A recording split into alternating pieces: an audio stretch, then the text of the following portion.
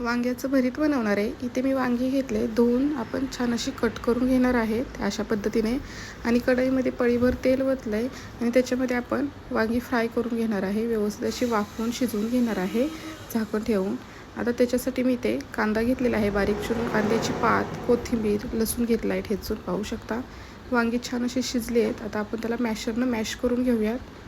कढईमध्ये पळीभर तेल ओतलेलं आहे. तेल गरम झालं की त्याच्यामध्ये जिरं, मोहरी छान अशी तडतडली की त्याच्यामध्ये ठेचून घेतलेला लसूण टाकायचा, बारीक चिरून घेतलेला कांदा टाकायचा, छान असं भाजायचं. त्याच्यामध्ये चटणी, हळद, मिरची पावडर आणि गरम मसाला टाकायचा, मिक्स करायचा. मॅश केलेलं वांगं टाकायचं, परतून घ्यायचं. मीठ टाकायचं चवीनुसार. परतून झालं की त्याच्यामध्ये कोथिंबीर टाकायची, कांद्याची पात टाकायची आणि परतायचं. झालं आपलं झणझणीत असं वांग्याचं भरीत. पूर्ण व्हिडिओ चॅनलवर अपलोड केलेला आहे, नक्की बघा.